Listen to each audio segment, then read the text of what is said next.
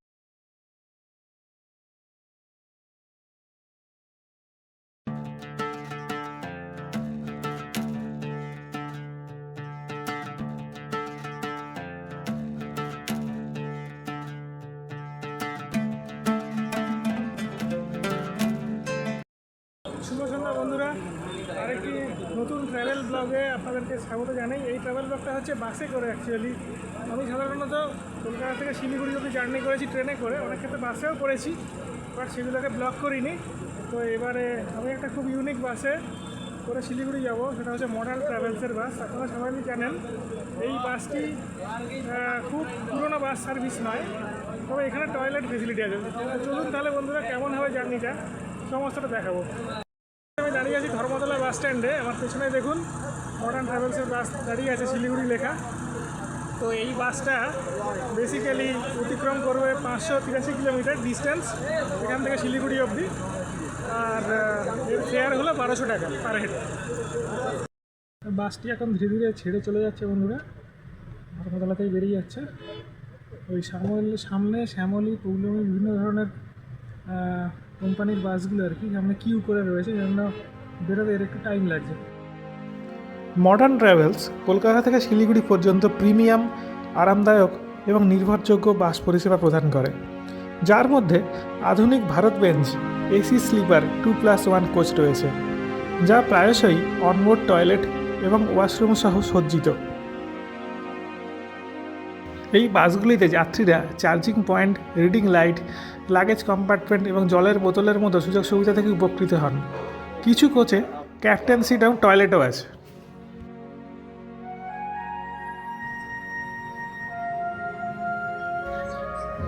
রাতের এই বাসগুলো সাধারণত ছেড়ে যায় 8:30 এসপ্ল্যানেড থেকে এবং পরের দিন 8টা নাগাদ শিলিগুড়ি পৌঁছায়।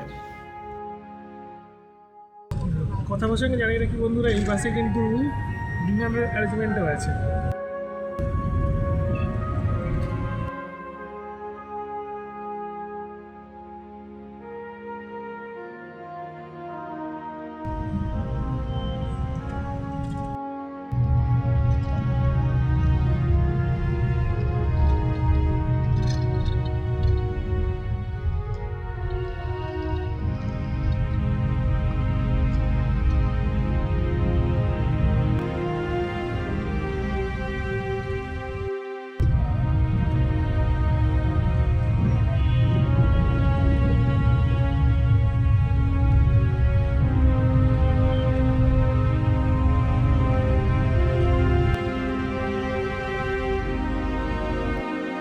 বন্ধুরা, 200 টাকা ক্রসিং ছেড়ে দিয়ে এসে আমরা এই মুহূর্তে ভিআইপি রোডে প্রবেশ করেছি। এয়ারপোর্টের দিকে বাসটি ক্রমশ অগ্রসর হচ্ছে। এখনও অবধি সেরকম স্পিড নেই, তবে রাত্রিবেলাতে স্পিড নেবেই। চেষ্টা করব রাতের গতিময় এই বাস যাত্রার প্রতিটা মুহূর্তকে ধরে রাখার।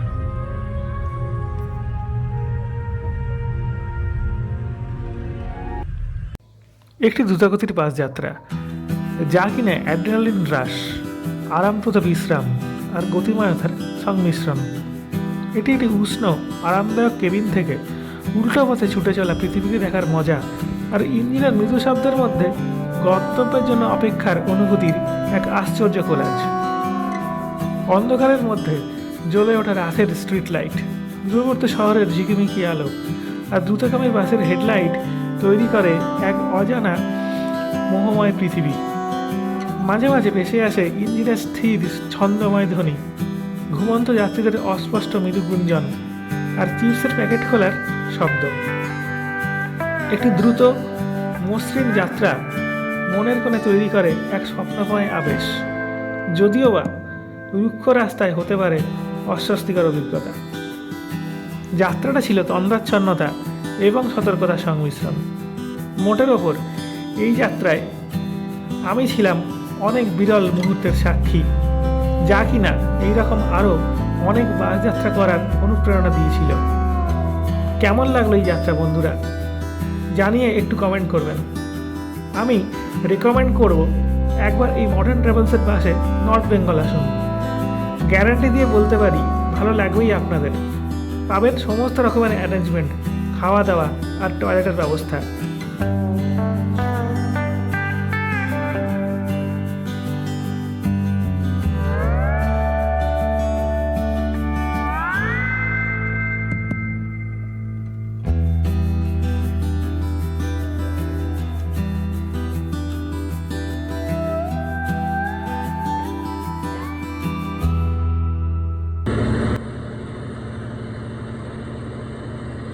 যাত্রাপথে পড়ল বাংলারই বিভিন্ন জেলা শহর, যেরকম কৃষ্ণনগর, বহরমপুর, মালদার গাজল, ফরাক্কা এবং উত্তর দিনাজপুরের বেশ কিছু এরিয়া।